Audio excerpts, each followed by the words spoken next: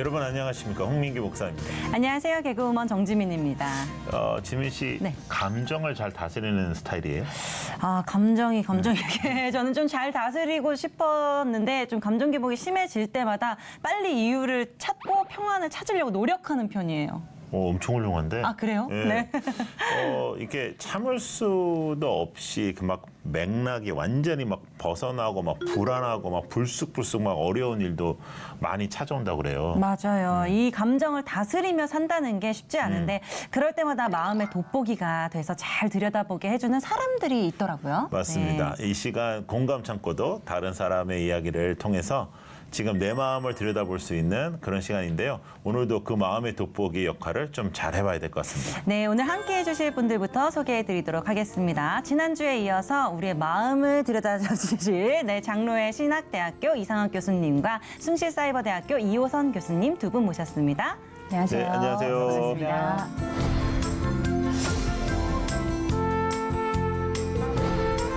지난주에 두 분 함께 해주셨는데 많은 분들이 참 좋은 시간이었다고 그렇게 이제 말씀들 하시고, 그 다음에 우리 두 분이 그 완전 스타일이 좀 다르잖아요. 네, 굉장히 친절하시고 젠틀하시고 열정적이시고 단어 선택에 귀재시고 네, 아주 뭐 두 분 지난번에 너무 좋았습니다. 두 분은 어떠셨어요? 저는 지난번 이상학 교수님을 통해 저는 제 스스로를 되게 많이 돌아봤어요.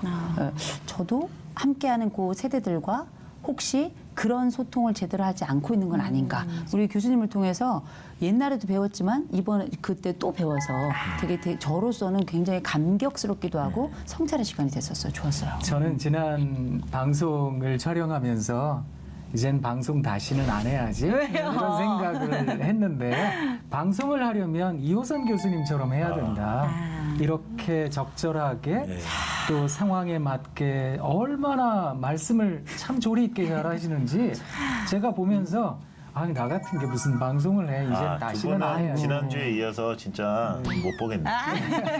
근데 보니까 우리 이상학 교수님께 정말 진리만 말씀하시는 거예요. 그렇습니다. 저는 진리의 수호자.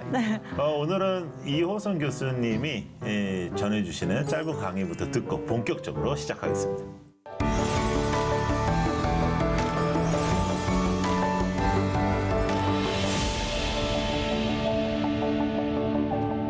여러분 혹시 영화 자산어보라고 보셨나요? 제가 최근에 봤던 영화 중에 유일한 흑백 영화인데, 그 자산어보라는 것이 우리가 정약용이라고 하는 학자가 있는데 그 형제 정약전 씨가 말 그대로 유배를 가고 그 유배를 갔던 흑산도에서 일어났던 이야기들을 글로 또 적고 이후로 이게 영화로 나오면서 우리나라에도 좀 유명해졌는데, 실제 이 정약전이라고 하는 이 학자가 원래는 물고기를 연구하는 사람이 아니었지만 그 흑산도라는 곳에 가서 새로운 것에 눈을 뜨게 되었고, 그래서 결국 그 지역에서 나는 여러 물고기들의 특성들을 모아 말 그대로 요즘 말로 덕후의 책이 된 겁니다. 그래서 거기에 얼마나 밀도 있게 많은 이야기들이 많은 그림과 함께 잘 설명되어 있는지, 이 부분을 읽고 굉장히 감동했던 우리나라의 또 한 작가가 동일한 이름 자산어보라고 하는 소설을 쓰게 됐는데요. 제가 그 영화를 보고 또 그 소설을 읽으면서 굉장히 놀란 게 하나 있었습니다. 그게 뭐냐면, 물고기가 원래 그냥 물속에 사는 또 지느러미 있고 아감이 있고 우리가 알고 있는 그 물고기잖아요. 그런데 이 물고기 중에 아주 신기한 애가 하나 있더라고요. 그 애가 어떤 애냐면 성대라고 하는 물고기입니다. 그 성대 혹시 들어보셨어요? 안 들어보셨죠? 이거 한번 찾아보시면 아주 희한하게 생겼어요. 얘가 어떤 면에서 되게 특색이 있냐면, 제일 첫 번째, 얘가 날아요. 두 번째, 얘가 걸어요. 세 번째, 얘가 물고기인데 소리를 내서 웁니다.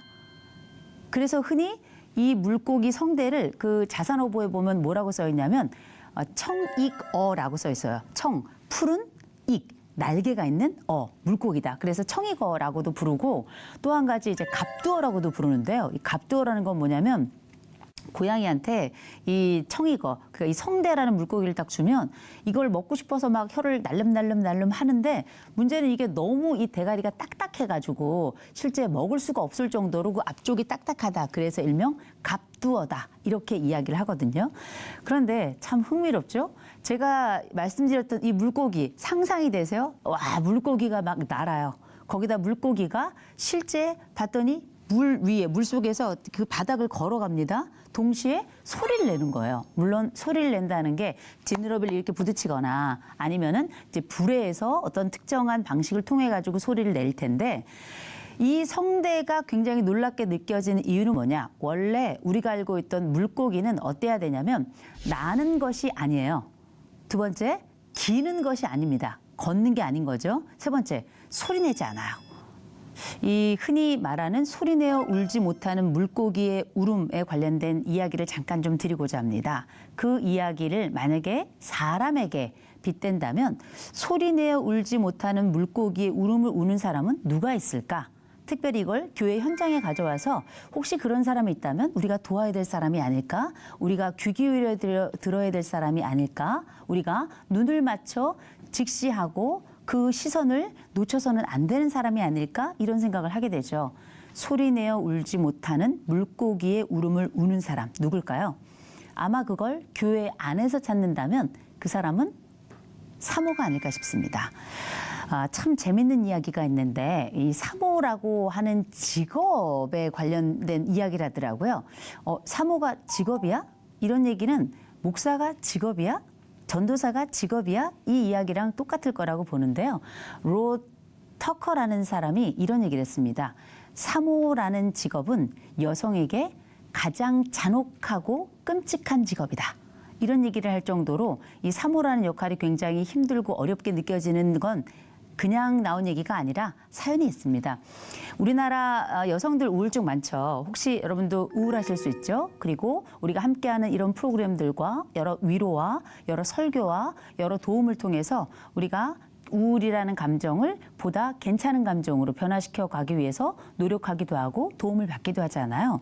우리나라 여성의 10%에서 한 25%가 생애를 살아가며 우울증을 겪는다. 그리고 이 우울에 대한 발병률에 대해 전반적으로 10%에서 25%를 보통 이제 얘기를 하는데 놀랍게 사모들의 우울증 경험, 우울증 발병률은 60에서 70%입니다. 아마 깜짝 놀라실 거예요.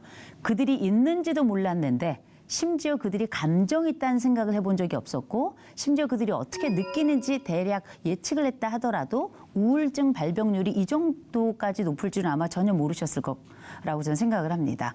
그렇다면 이 사람들이 도대체 어떤 상황에 있길래 이렇게 높은 우울증 발병률을 보이는가 생각하게 되죠. 가만 생각해 보면 멀리 가지 않아도 됩니다. 혹시 우리 교회 목사님 계시죠? 옆에 사모님 담임 목사님, 부목사님, 전도사님, 사모님들 계신데 이름 아는 분 거의 없을 겁니다. 우리 사모님한테 이름이 있었나? 거의 없을 거예요. 이름 아시는 분들. 두 번째, 이 사모님이 만약에 새벽 기도에 안 나왔다고 생각해 보세요. 그리고 이 사모님이 혹시 특별 새벽 기도나 예배에 안 나왔다고 생각해 보세요. 혹시 여러분들 중에는 사모님이 직업을 가지고 계신다면 이분이 교회 사역을 제대로 할 수 있다고 생각하실까요? 어떻게 생각하세요? 우리가 가지고 있는 이 질문들을 두고 우리는 몇 가지 생각을 해야 될 겁니다. 우리는 사모를 어떻게 생각하고 어떻게 바라보고 어떻게 대해야 될 것인가. 제일 먼저 이들이 소리내어 울지 못하는 또 심지어 소리를 낼 수 없는 물고기처럼 그렇게 속으로 울고 있는 통증이 없을 거라고 생각했지만 사실은 통증이 있는 그런 존재가 아닐까 먼저 생각하는 그 마음을 먼저 가져봤으면 좋겠다라는 생각이 들고요. 관련해서 그럼 우린 무엇을 해야 될 것인가? 세 가지를 좀 권해드리고 싶습니다. 첫 번째, 이분들에게 또 이분들을 시선의 감옥에 가두지 않았으면 좋겠어요. 그래서 뭘 하나 지켜보거나 혹은 왜 김장하는데 나오지 않나 이게 아니라 도대체 이분에게는 어떤 기쁨이 있을까? 우리는 이들이 공동 목회자로서 함께 활약을 할 수 있도록 어떤 도움이 필요한지 질문한 적이 있었나? 이 부분을 살펴봐야 될 겁니다. 두 번째, 우리가 사모님들에 대해서 많은 분들이 목사님처럼 그러면 존경해야 되나 혹은 존중해야 되나 이런 생각하시는데 존중은 하셔야 됩니다. 그건 인격적 만남을 위한 것이고 인격적인 대우를 위한 것이고 이건 그 대우를 받는 사람의 몫이 아니라 그 대우를 하는 사람의 인격이 더 빛나는 일이라고 봅니다. 세 번째, 무엇보다 이 교회 안에서 이 사모님들에 대한 기본적인 존중하는 분위기를 형성해야 되는데 가장 대표적인 분위기를 형성해야 되는 분들은 역시 목사님이세요. 목사님이 내 아내의 역할을 교인들에게 지정도 하고요. 알리기도 하고요. 그래서 교인들이 내 아내를 나를 사랑해서 한 남자로 만났고 그 남자로서 목회를 시작한 나를 도와 전적으로 공동 목회를 하고 있는 내 아내를 누구도 함부로 하지 못하도록 내가 존경하고 내가 존중하는 그런 모습을 보이는 것, 그렇게 말하는 것, 그렇게 대우하는 것 굉장히 중요한데요. 그게 전체 교회의 사모를 대하는 방식과 문화를 만드는데 아주 중대한 역할을 할 겁니다. 어쩌면 보호할 때 보자가 보물이라는 뜻이거든요. 우리에게는 누가 보물일까? 물고기가 보물이 아니라 그의 울음이 보물이 아니라 그에 받은 사명과 충실히 하고자 하는 그 아름다운 헌신이 바로 그 보배일 텐데 그렇다면 그 보배는 어떻게 해야 될 것인가? 노려보는 것이 아니라 지켜보고 감싸야 될 거고요. 또 함부로 할 것이 아니라 그 울음소리를 듣고 그 가치를 알아야 될 것이고요. 그리고 함께 가는 공동 목회자로서 그를 인정해 주는 것. 그 과정이 어쩌면 가장 아름답고 가장 헌신적인 그 이야기를 우리에게 들리는 목회자를 위한 하나의 움직임이 아닐까 싶습니다. 그리고 그 삶에 대한 아름다운 존중이 아닐까 싶습니다. 오늘 우리 사모님들 가셔서 짜장면 한 그릇씩 드시고요. 또 오늘 사모님 만나는 분들 계시면 우리 사모님들께 짜장면 한 그릇씩 꼭 대접하시면서 그분들 안에 있는 아름다운 목소리, 삶의 이야기도 한번 들어보셨으면 좋겠습니다. 한참 영화 이야기를 하시는 줄 알았는데 역시 마지막에 묵직한 한 방을 던져주셨습니다. 우리의 몸의 70%를 차지하는 것처럼 마음이 그렇지 않나 싶어요. 네, 그만큼 중요하다는 뜻인데 그래서 마음 먹기에 달렸다라는 말씀도 많이 하신 것 같아요. 맞습니다. 오늘도 그 마음을 좀 더 들여다보는 시간을 갖기로 하는데요.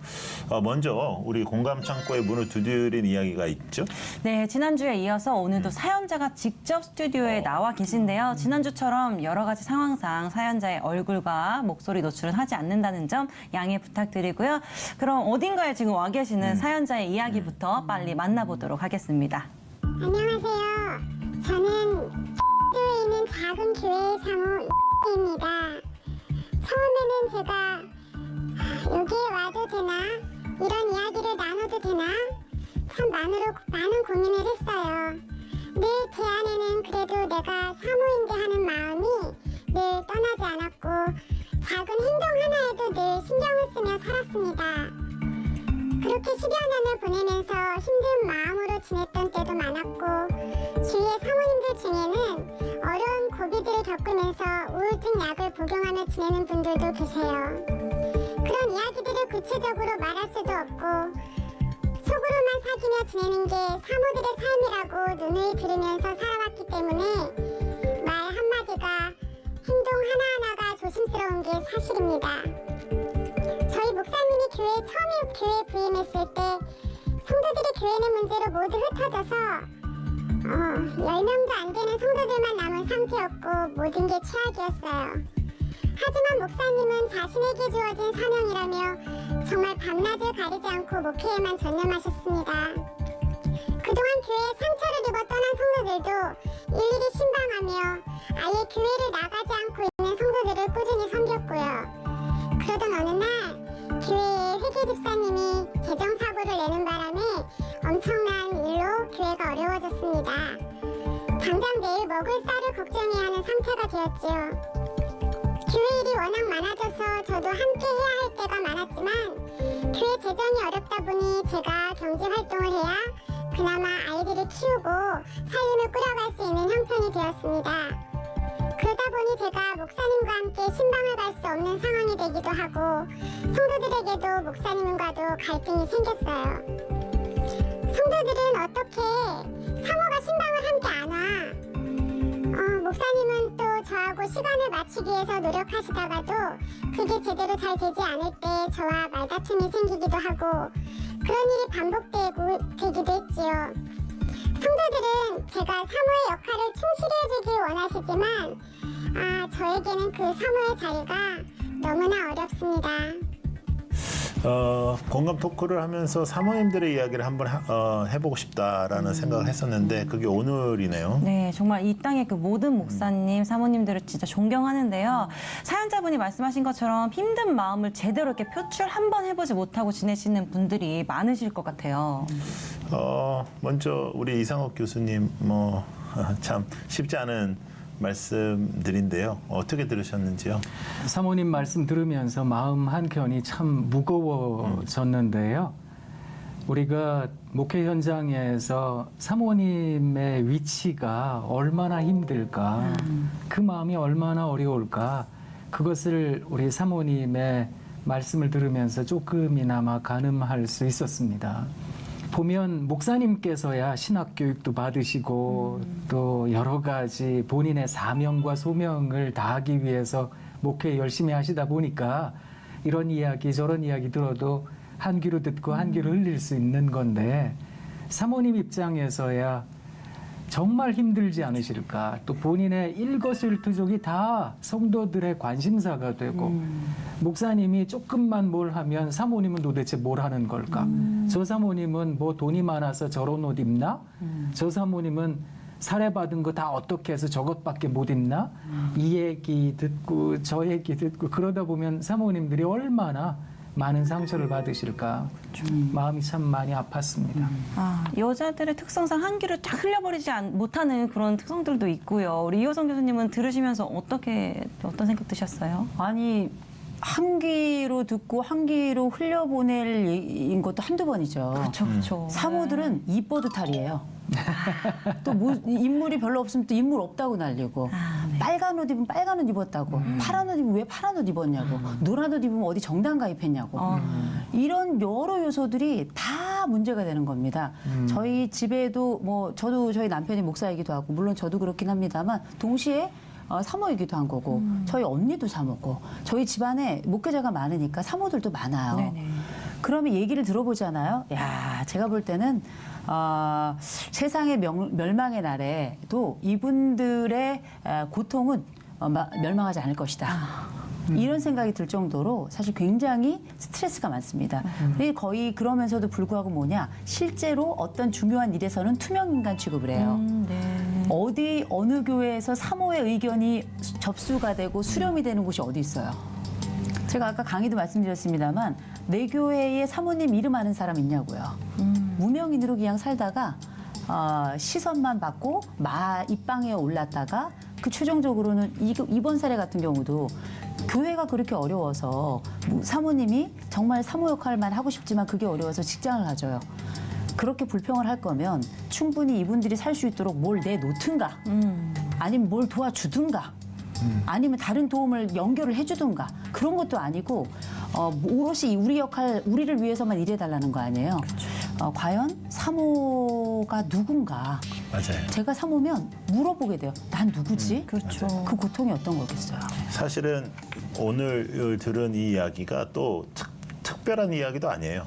정말로 너무나 많이 일어나는 일이에요. 정말로 일어나면 안 되는 일인데도 불구하고 사실상 사모라는 직분이 있을까? 또 사모라는 콜링이 있을까?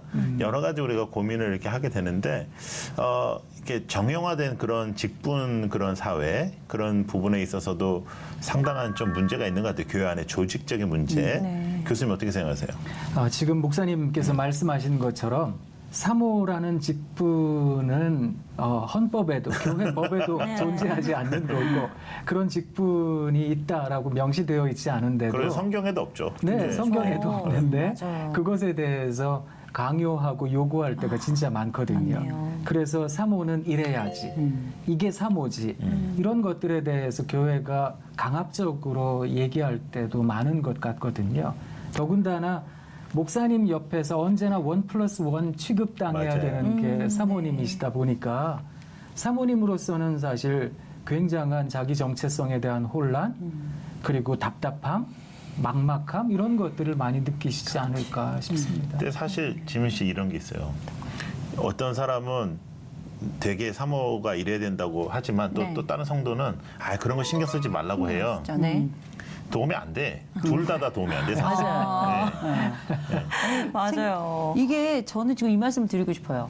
우리 지금 함께 지금 시청자분들도 내 딸이 사모가 된다면 어떨까? 고민 많아지실걸요? 그러네요, 안식이죠. 그러네요. 네. 좀 심층적으로 아까 사연자분의 이야기 중에서 사모님들이 감정을 잘 표현하지 못하는 데서 오는 어려움들이 많다고 이제 하셨잖아요. 그게 10분 이해가 되는데 오늘 지난주부터 명쾌한 해결사로 이런 부분들 표현 못하는 것들 어떻게 지혜롭게 좀 표현해낼 수 있을까 이런 거 좀 알려주시면 좋을 것 같아요. 제가 아까 강연에서 소리내지 못하는 물고기의 울음이다 이런 표현을 제가 드렸는데 이게 정말 딱 사모님들의 상황인 것 같아요. 근데 제일 먼저 어떤 표현을 하고 싶은데 어떤 여러 교회의 분위기도 있고 또 중요한 건 내 남편의 이미지와 위신 또 미칠 영향력 이런 것들이 있어요. 큰 교회 사모님들도 그렇지만 작은 교회 사모들은 더 어렵죠. 이게 입장이 정말 난처하거든요. 그래서 제일 먼저 말씀드릴 것 같으면 내가 감정이 막 치받쳐 오르는데 이거 아무것도 할 수 없다. 제일 먼저 이건 꼭 해보셨으면 좋겠어요. 아무도 없는 산이나 바다에 가셔가지고 있는 대로 소리를 좀 질리셨으면 좋겠어요. 전 그거 완전 강추해요. 저도 그렇게 몇 번 했거든요. 시원합디다. 엄청 좋아요.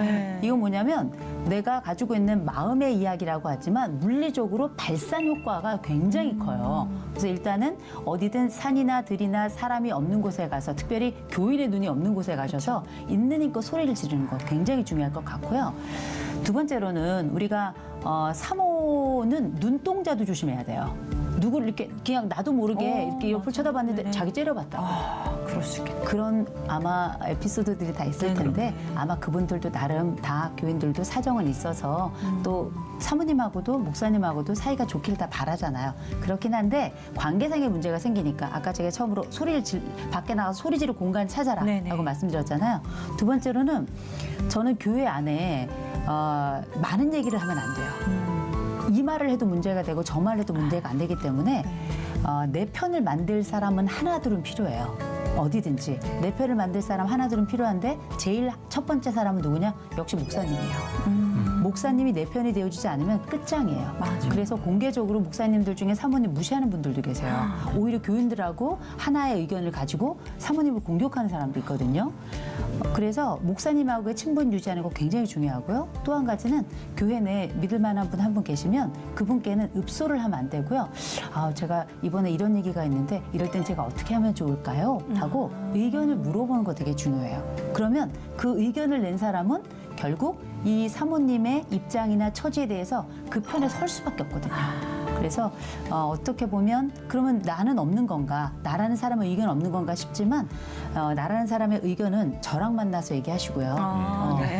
교회 내에서는 굉장히 입지가 어렵기 때문에 그럴 때에는 동지가 필요하다는 거. 그 말씀 먼저 좀 드리고 싶습니다.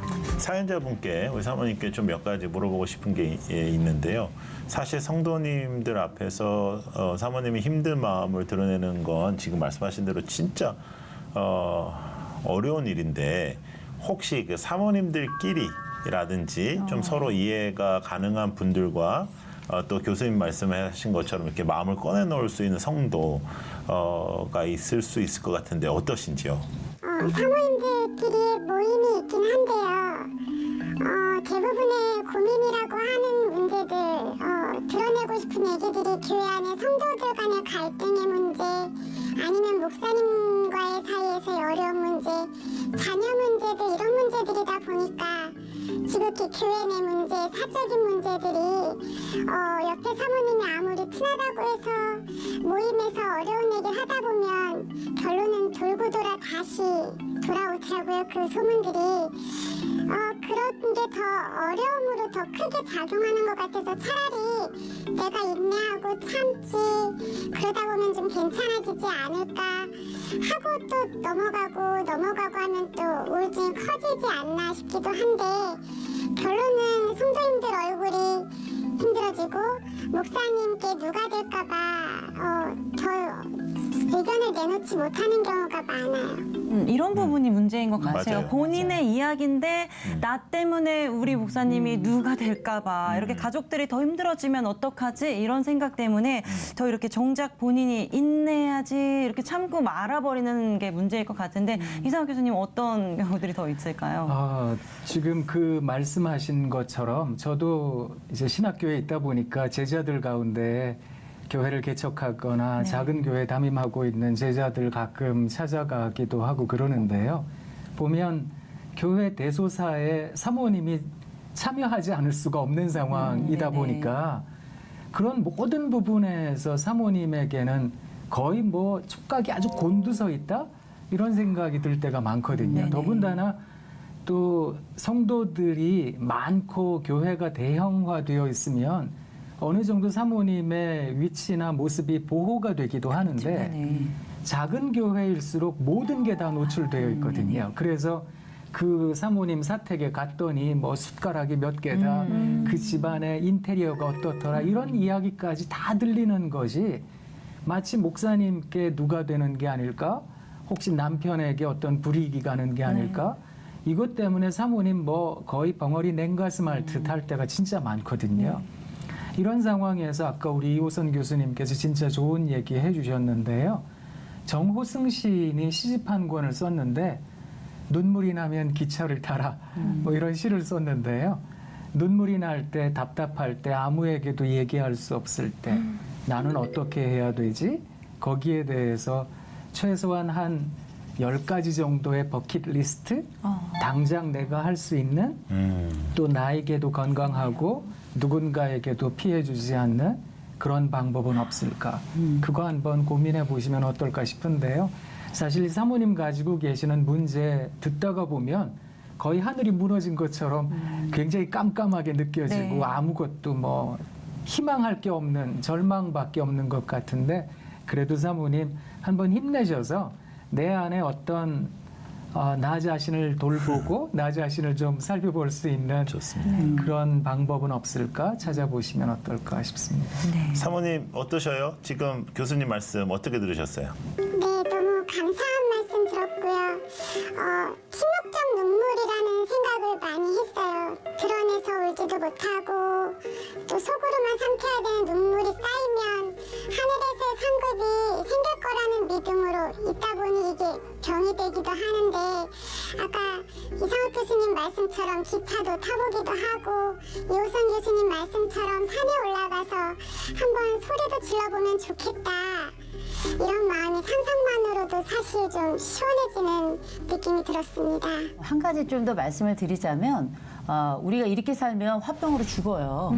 남들은 100+ 시대를 산다는데 사모들은 제가 볼 때 한 60 넘으면 명이 다하지 않을까 싶을 정도로 사실 이게 화병의 어쩌면 가장 당사자가 아닐까 이런 생각이 드는데 저는 이제 이런 방법을 좀 권해드리고 싶은데 이를테면 누구나 다 스트레스가 있지만 그 스트레스를 외부에 다 표출하는 건 아닌데 나만의 방법 2-3가지는 있어야 돼요. 맞아요. 네네. 한 가지가 막혔을 때 또 다른 대안도 있어야 되니까. 그래서 제가 대안드리는 방법은 내가 여기에 가면 좀 마음이 편해져. 내가 이 장소에 가면 참 마음이 편해져. 이런 곳 한 군데 좀 정하셔가지고요. 그게 산도 좋고 들도 좋고 다 좋고요. 어쨌든 지금 있는 공간에 조금 떨어져야 되고요. 그래서 저는 제가 가는 카페가 한 군데가 있어요. 그 카페는 그냥 커피 맛도 별로예요. 그저 제가 좋아하는 빵이 있다는 거. 그 제가 좋아하는 빵 종류가 하나가 딱 있어서 그 빵 먹으러 가는 거거든요. 저도 스트레스가 있고 누구에게도 말 못하지 못할 삼켜야 되는 주제들이 있잖아요. 그러면 거길 가요. 저는 울면서 가요. 가서 앉아서 커피랑 제가 좋아하는 빵 시켜요. 그게 먹어요. 무슨 빵이에요? 곰보빵. 제가 좋아하는 거거든요. 그래서 그 빵 시켜놓고 저는 이제 보통 한 번에 한 3개 먹거든요. 와, 그렇게 놀라는 건 예의가 아니에요. 죄송해요. 네, 수긍 안 되네. 3개 정도. 네. 3개 정도 시켜놓고 먹고 이렇게 또 마시잖아요. 그러면 너무 좋아요. 그렇게 하길 몇 번 하잖아요. 그럼 무슨 일이 벌어지냐면 첫째, 이게 나에게 위로라는 걸 내가 이제 몸으로 알게 돼요. 나중엔 그 자리를 생각만 해도 위로가 되기 시작해요. 그렇겠네요. 이게 일종의 나를 훈련시키고 나의 위로를 스스로 학습시키는 방법이거든요. 제가 쓰는 방법이라 어쩌면 말 못할 만한 상황 속에 입이 있지만 함구해야 될 그런 상황에 있는 분들이라면 꼭 한번 나만의 위로법, 다른 사람 누구도 위로해 줄 수 없어요. 우리가 무릎 꿇고 기도하고 소리내서 통성으로 하나님께 울부짖지만 때로는 우리 하나님께서 주신 또 하나의 방법, 나 스스로를 위로할 수 있는 방법을 찾을 수 있다면 두 번째로 제가 말씀드렸던 그 방법을 한번 좀 사용해 보신다면 나만의 위로처, 나만의 위로 공간, 나만의 위로 상상이 좀 가능하지 않을까 싶습니다. 우리 교수님께서 말씀해 주신 것을 상담학적으로 얘기를 하자면 환기적 대상을 찾는 건데요. 내 마음속에 매캐하게 쌓여있는 어떤 이 마음, 네. 정말 어둡고 침침한 이 마음을 한번 확 걷어낼 수 있는 통풍 효과를 가져올 수 있는 그런 장소에 가거나 사람 만나거나 그런 활동하는 건 굉장히 중요한 것 같습니다. 맞습니다. 이렇게 본인들이 할 수 있는 또 방법들을 제시해 주셨는데 우리 이호선 교수님께서 교회 성도들도 이제는 좀 이런 고정관념을 버려야 돼요. 뭐 이런 것들 말씀해 주실 것들이 있으실 것 같은데 한번 좀 말씀 부탁드립니다. 옛날 사모님들은 그냥 참고 살았어요. 근데 요즘 젊은 사모님들, 우리 이제 흔히 말하는 이제 MZ 세대, 네네. 대차입니다. 그리고 사모님들이 옛날에는 목사님들만큼 교육을 받지 못하고 말 그대로 자의반 타의반으로 사모가 된 경우가 되게 많았어요. 이 남자랑 살았는데 목사가 된 거야. 그럼 환장해요. 환장해요. 사실 난 반칙이죠. 준비가 안 네. 됐는데. 네. 그런데 어쨌든 그럼에도 불구하고 하나님께 무릎 꿇고 하나님께 순종함으로 그렇게 그 길을 함께 가는 건데 우리 성도들께 꼭 말씀드리고 싶은 게 있습니다. 첫 번째, 사모님은 공동 목회자예요. 네. 전 반드시 그렇다고 생각합니다. 목사님은 사모님 없이는 목회하기가 정말 어렵습니다. 그리고 그 사모님에 대해서 또 기억하셔야 될 게 공동 목회자이다 동시에 그냥 여자예요. 여자인데 너무 많은 일을 하고 있는 여자예요. 남편에게 숨어있는 아내처럼 있어야 되고요. 남편 없는 여자처럼 살아야 됩니다. 아이들 같은 경우도 우리 교회에 있는 중요한 분이 의 자녀가 저희 그 사모님 그 목사 자녀들하고 같은 학교를 다니잖아요. 또 같은 반이잖아. 걔보다 또 공부도 잘하면 안 돼. 그것도 또 공부를 못 하잖아. 그것도 안 돼. 안 돼요. 그래서 엄마이기도 하고요. 동시에 누군가의 딸이기도 하고요. 그리고 같은 교인이기도 하고요. 이 아주 굉장히 여러 개의 이름을 가지고 있는 여자라는 거. 이거 두 번째로 기억해 주셨으면 좋겠고, 세 번째로는 목사님, 사모님이 오셨을 때 인사는 하지만 아무것도 묻지 않으셨으면 좋겠어요. 반갑게 인사하지만 묻지 않았으면 좋겠어요. 계셔서 감사하다고. 이 정도만 얘기했으면 좋겠는 게 보는 모든 것들이 다 시선의 감옥이고 말의 감옥이에요. 그래서 누군가 사모님에 대해서 아우 치마가 너무 짧지 않아? 아우 빨간옷 너무 좀 그렇지 않아? 왜 오늘은 죽상을 하고 있어? 왜 기도가 너무 짧더라? 이런 얘기하면 거기에 반응하지 않으셨으면 좋겠어요. 그게 교회의 수준이에요. 우리 목사님이 함께 하시는 그 교회의 전체 수준이기도 하거든요. 그건 내 교회를 내가 만들어가고 또 내가 하는 말이 다른 사람에게 동조를 해서 누군가에게 상처를 입힌다면 전 그것도 범죄라고 생각합니다. 투명인간 같은 그리고 소리내지 못하는 물고기처럼 살고 있는 사람에게 말의 린치를 가하지 않도록 내 스스로가 내 딸이라면 어떨까? 내 언니라면 어떨까? 내 동생이라면 어떨까? 나라면 어떨까? 꼭 한번 입장을 바꾸어서 생각해 보시면 그 환경까지도 좀 이해가 되지 않겠나 싶습니다. 저는 더불어서 우리 목사님들께서도 좀 맞아요. 그러면 우리 사모님들을 잘 이해해 주시면 어떨까 이런 생각을 하는데 맞아요. 사모님들 중에 그런 얘기 하시는 분들 진짜 많거든요. 강대 위에다가 이부자리 깔고 거기서 살고 싶다. 그렇게 말씀하시는 사모님들 많으세요. 너무 실질적이다. 강대에선 너무 나이스하고 인자하게 설교하시는데 집에서는 함부로 대하실 때가 많으시다는 거거든요. 저도 왜 사랑합니다 이런 거 잘하잖아요. 사랑합니다, 사랑합니다, 사랑합니다. 그 가끔 이제 전국 교역자 부인연합회 이런데 사모님들 모임에 가서 사랑합니다 하면 사모님들이 저를 보고 의심하세요. 저 사람 사모한테 가서 물어봐야 돼. 그만큼 사모님들이 힘드시다는 거 우리 목사님들이 좀 알아주시면 좋겠어요. 저는 이상욱 맞아요. 교수님 말씀에 전적으로 좀 동의하고요. 저는 이상욱 교수님이 안과 박이 같은 분이라고 저는 믿어요. 아님 말고. 근데 저는 그렇게 믿어요. 근데 정말 목사님이 내 아내를 어떻게 대하는가에 따라서 다른 사람도 사모님을 그렇게 대해요. 그렇죠. 100%예요, 그거는. 제일 중요한 거는 교회 전체 질서를 세우는 것도 담임 목사고 그 질서 안에 이 질서도 들어가는 거예요. 아우, 그럼요. 그리고 중요한 거는 사모에게 함부로 말하는 사람들을 놔두면 그 사람들은 다른 성도한테도 함부로 말합니다. 그럼요. 그러니까 그 문화를 아예 없애버려야 돼, 교회에서. 그러니까 그거는 질서를 잡으셔야 되고 너무 함부로 말하는 사람들은 그 강경하게 대하셔야 돼요. 그래야 교회도 부흥을 합니다. 예. 우리가 또 많은 생각들이 잠기게 되는데 이 사연자분의 아픔을 조금 더 만져봐 드리도록 하겠습니다. 네, 사실 하나님 안에서 우리가 하나님 자녀이면 되는 거 아니야? 그거 하나는 충분한데 어떤 때는 내가 교육자인가, 직분자인가, 평신도인가 하는 생각에 마음을 빼앗길 때가 있어요. 이런 때는 언제나 제 마음이 평화롭지 못할 때, 힘들 때 그런 마음이 살아나게 되는데요. 코로나 전에 교회에서 예배를 드리고 점심 식사를 다 같이 하는데 목사님이 상담이 생겨서 나중에 식사를 하게 되셨고 저는 먼저 교회 식당에서 밥을 먹는데 목사님과 함께 식사를 할 때는 목사님을 위해 차려준 식탁에서 같이 식사를 했는데 목사님께서 안 계시니까 저는 그냥 줄을 서서 기다렸다가 밥을 먹게 됐어요. 이런 일이 불편하고 그랬다는 게 아니라 이런 경험을 통해서 제가 제 자신을 다시 돌아보게 됐어요. 저는 목사님이 안 계시면 교회에서 어떤 사람인가. 그러면서 사탄이 또 이런 생각을 틈타게 하는구나 하고 얼른 생각을 추스르긴 했는데 제 마음속에서 이런 생각을 갖고 있었던 것 같아요.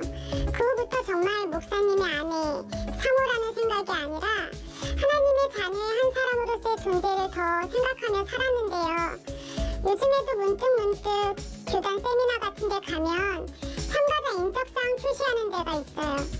그런데 거기 보면 목사, 장로, 집사 등등 직분 표시하는 데 체크하는 데가 있는데 사모 자리가 없는 거예요. 그러면은 어디에 표시하지? 그러다 제가 기타에 표시했던 생각이 났어요. 그럴 때마다 내가 생각하는 사모라는 틀을 더 깨뜨리면서 살아가야겠다는 생각도 들지만 늘 이렇게 여전히 하루하루 이런 생각을 하고 살아가는 제 모습이 많이 부끄럽습니다. 엔딩이 부끄럽습니다로 끝나면 안 되는데, 그렇죠? 말이에요. 야. 안 부끄러워셔도 되는 거잖아요, 이호선 교수님, 그렇죠? 당연하죠. 네. 아니, 하나님 앞에 헌신이 부끄러운 건가요? 아니죠. 그게 아니죠. 네. 그리고 지금 하고 있는 숱한 그 삶의 역사 앞에 하나님이 늘 너는 기타다 이렇게 얘기한 적 없거든요. 네. 저는 절대 부끄러운 일 아니고요. 이거는 사모가 문제가 아니라 사모를 둘러싼 환경이 문제인 거예요. 말씀하셨던 것 중에 제가 너무 가슴이 아팠던 게 목사, 장로, 뭐 권사, 집사인데 그 기타, 그 기타 안에다가 체크를 하셨다는 거예요. 네. 나는 김기타야. 나는 이 기타야. 이렇게 한 거거든요. 너무 어이가 없고요. 그건 뭐냐면 너의 존재는 무엇이냐를 묻고 있는 거거든요. 이 사람이라는 게 호칭이 관계를 규정하고 이 사람의 이름이 그 존재를 보여주는 건데 도대체 이 사람은 누구인가, 나는 누구인가를 자꾸 묻게 되게끔 하는 건 이분의 문제가 아니라 그 항목이 문제인 거예요. 체크리스트로 되어 있는 그 항목이 문제인 겁니다. 내가 있어야 될 곳이 기타라는 건 뭘 얘기하는 걸까? 참 복잡한 생각을 하게 맞아요. 하는데요. 그게 사모님들이 지금 처해 있는 상황이라고 저는 봐요. 그러면 저 같으면 어떻게 했겠는가? 목사 위에다가 네모 하나 만들어서 사모. 이렇게 쓸 것 같아요. 네, 진짜. 누가 만들어준 길이 아니라 내가 그 길을 만들어야 될 때가 지금 오지 않았나. 이런 멋있는 생각이 들고요. 말씀입니다. 제가 사모 세미나 많이 가잖아요. 네네. 근데 이 부부 세미나를 가도 그렇고 특별히 목회자 부부 말고도 사모 세미나를 갈 때 사모 세미나 가잖아요. 저는 역대 부흥회 가고 뭐 설교하러 가고 여러 집회 많이 갔지만 그렇게 많이 울고 매년 우는 집단은 사모 집단밖에 없어요. 그게 뭐냐? 얼마나 억눌려 있고 억울한 게 많은가. 그런데 찾아갈 길을 보지 못한 거거든요. 이제 사모들도 그 길을 찾기 시작해야 될 것 같고요. 또 무엇보다 교회 문화가 많이 달라지고 있잖아요. 목사님들께서 그 길을 조금 더 단단하게 해주셔야 될 것 같고 더 나아가서 교인들이 이제 사모님을 사람으로 대해야 된다고 생각해요. 특별한 어떤 존재가 아니고 그런데 특별한 존재라고 하면 특별한 의미도 줘야 되는데 특별하다고 말하며 힘은 주지 않고 그러니 이제 저는 그냥 사람으로 좀 대했으면 좋겠다. 그리고 사람과 사람은 함께 조우하고 같이 인격적으로 서로 만나잖아요. 이런 시기가 이제 됐다라고 저는 봐서 이런 통증, 배제되는 사람처럼 이 사모님들을 대한다면 그 교회가 얼마나 낮은 수준인가를 맞아요. 스스로 좀 알았으면 좋겠습니다.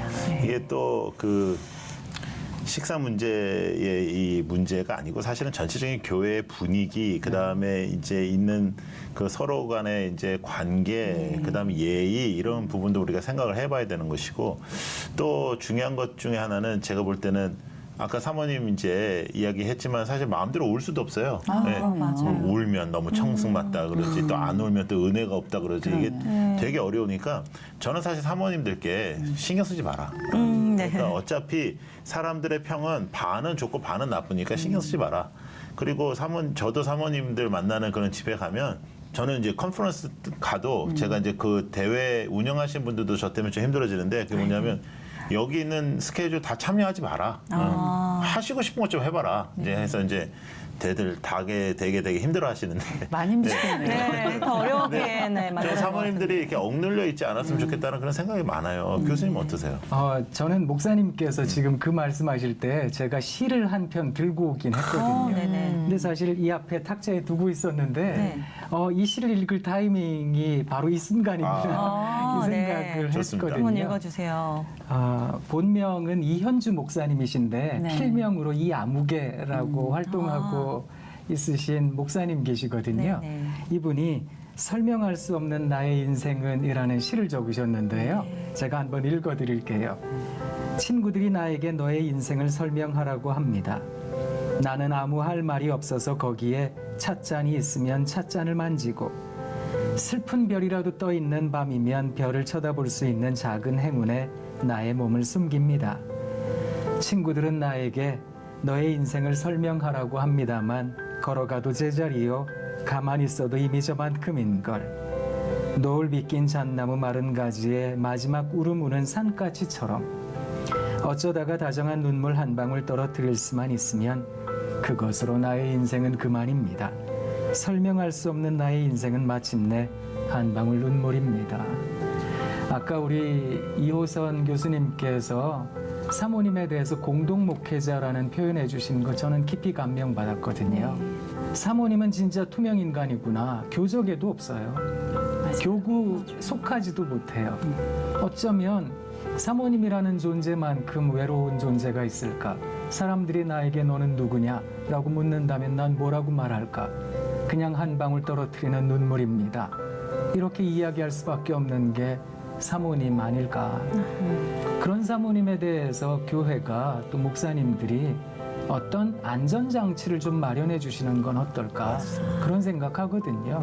그래서 아까 말씀하셨던 그런 인적사항 난에도 사모난도 만들어 주시고 또 교회 목사님 안 계시다 하더라도 사모님에 대하여 좀 예의를 차려주실 줄도 아시고 챙겨주실 줄도 아시고 행여 그 목사님이 세상 떠나고 안 계신다 한다면 그냥 사모님 내쫓지 말고 그 사모님의 나머지 삶도 좀 챙겨주실 수 있는 그런 문화가 우리 한국교회에 생겨나면 얼마나 좋을까 그런 생각해봤습니다. 그래도 오늘 사연 해주신 사모님은 그나마 난 게 그래도 줄에 서 있기라도 했지 다른 사모님은 밥하고 있다고. 네, 밥하고 그거 치우고 있다고요. 네. 우리 사모님 어떻게 들으셨어요? 네, 죄송합니다. 눈물이 좀 나서. 제가 사실 울고 싶은 마음. 저도 어렸을 때 저희 어머님 우는 거 많이 봤거든요. 네. 아버지께서 목회 정말 FM대로 하실 때 어머니가 남모를 눈물을 부엌에서 많이 흘리셨거든요. 저희 어머니도 저희 아버님께서 뭐 어렵게 목회를 하셨으니까 일을 계속 하셨거든요.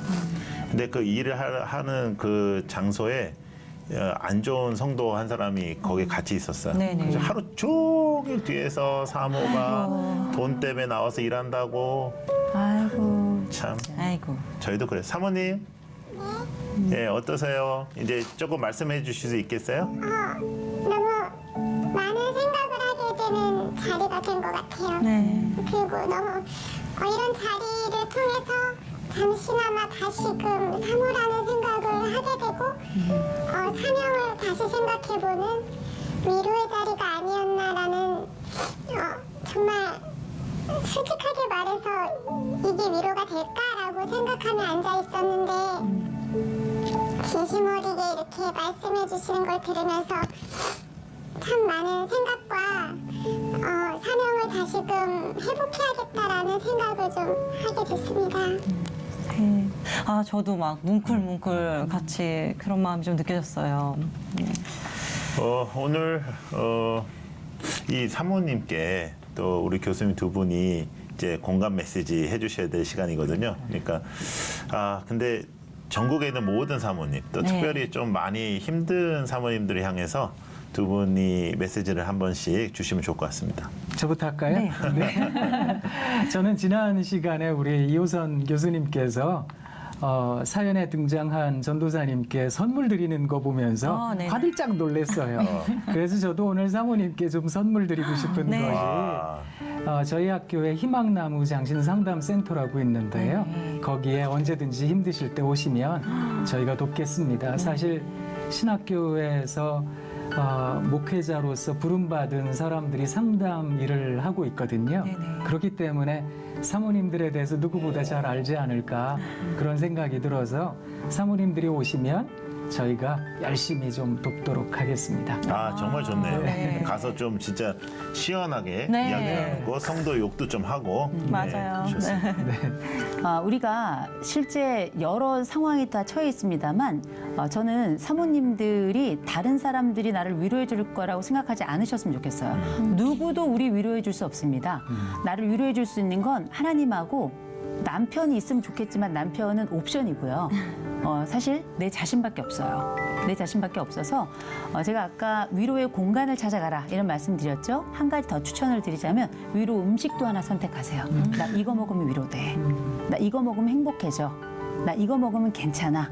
그리고 나서 상한 감정이 다 사라지진 않아요. 그러나 본질적인 문제에 너무 고통스럽고 누군가 나를 정말 삶에 목숨을 걸고 나를 괴롭게 하는 분들이 있다면 반드시 전문가를 찾아가셔서 꼭 상담받으시기 바랍니다.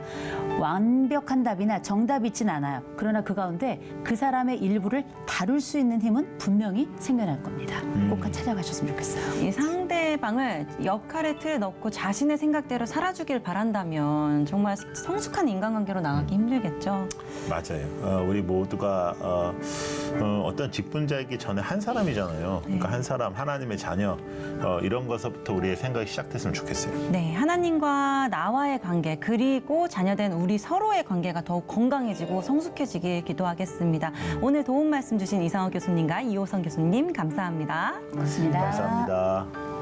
마음을 나눈다는 건 참 감사한 일인 거예요. 근데 참 쉽지는 않은 것 같습니다.